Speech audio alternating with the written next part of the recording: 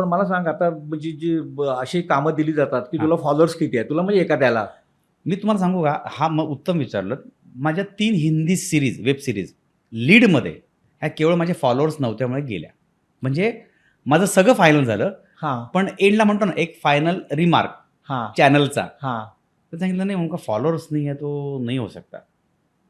तर मला तेव्हा कळलं फॉलोअर्स म्हणजे मला मला हा गोष्टच माहीत हां म्हणजे आपके फॉलोअर्स नाही आहे ना, म्हणजे काय मला कळलं फॉलोअर्स म्हणजे कोण असतं. फॉलोअर्स असं मी कुठला असा मोठा वक्ता म्हटलं. हां नहीं नहीं ते सोशल मीडिया पे रहते हैं ना, वो आपके नहीं उतने नहीं है जितने हमको चाहिए ना. हां मतलब मैं बोला मतलब ये सब एक्टिंग बेटिंग नहीं वो है, हां. लेकिन ये फॉलोअर्स ज्यादा मायने रखते.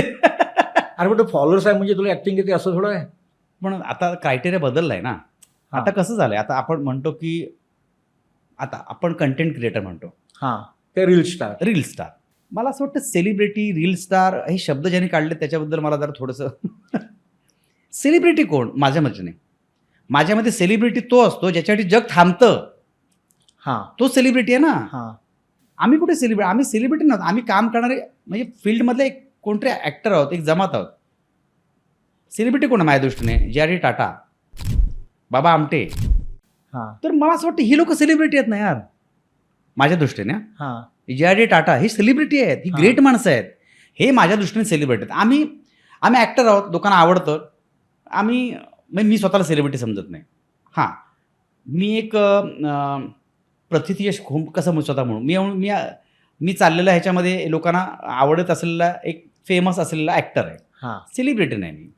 मान्यवर पण नाही. मान्यवर म्हणजे कोण माहिती आहे का? मान्यवर ज्यांच्या असण्याला एक मान असतो, ज्यांच्या येण्यामुळे सगळ्या गोष्टी वाढतात, उंचवतात, हे मान्यवर झाले ना. हां आपण बाकी कसे मान्यवर, आपण हे मान्यवर आले. कोण मान्यवर, त्यांनी काय केलंय? पण आता ही घातक नाही की म्हणजे तुमचे फॉलोअर जास्त आहेत म्हणून तुम्हाला घ्या आणि एका गुणी कलाकाराला बाजूला सारा. घातक आहेच म्हणून तर बऱ्याच गोष्टी बदलल्या आहेत ना. म्हणून तर आम्ही सुद्धा सगळे धंदे करायला लागलो.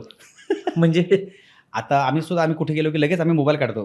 हां आम्ही इकडे आलेलो आहोत आणि आता हे करतोय. तुम्हाला माहिती आहे का, इकडचा मसाला डोसा अप्रतिम मसाला, म्हणजे अरे मसाला डोसा आहे तो कुठे असेल, पण आम्हाला सांगावं लागतं आता. हां तुम्हाला सांगू का, तुम्ही इकडे आलात ना, आता ही भजी खा.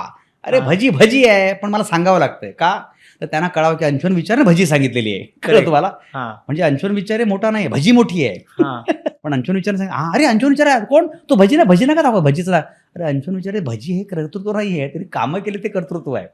पण लोकांना लक्षात, अरे त्याचा रील बघितला का भजीचा, काय जबरदस्त आहे, त्याला विचारा ना. आता ही परिस्थिती बदललेली आहे. हो पण बदललेल्या परिस्थितीमध्ये आता असंही वेळ येईल की असं करणाऱ्यांचीच गर्दी जास्त होईल. हां, पण लोक त्यांनाच एक्सेप्ट करतात ज्यांना त्यांना आवडतात.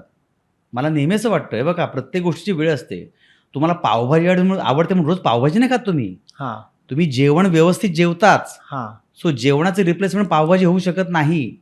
मान्य आहे. चांगले ॲक्टर क्वालिटी याची रिप्लेसमेंट बुडबुड्यांनी करू शकत नाही. वेळ, हां त्याला वेळ लागेल, किंवा लोकांना अरे हा मस्त करतो रे, हा मस्त बस. पण हे आहे ना जबरदस्त आहे, त्याला तोड नाही. पंडित भीमसेन जोशींना तोड आहे, नाही शोभा गुटरांना तोड आहे. नाही. तुम्ही कितीही काही करा, ह्यांना तोड नाही. तुम्ही समाधी लागते की नाही, हो हो ह्याला तोड नाही. हा म्हणजे महत्वाचं ते हां. आहे जे चिरंतन टिकून राहील. हां, जी क्वालिटी ते टिकणारच ना. तुम्ही काहीही करा.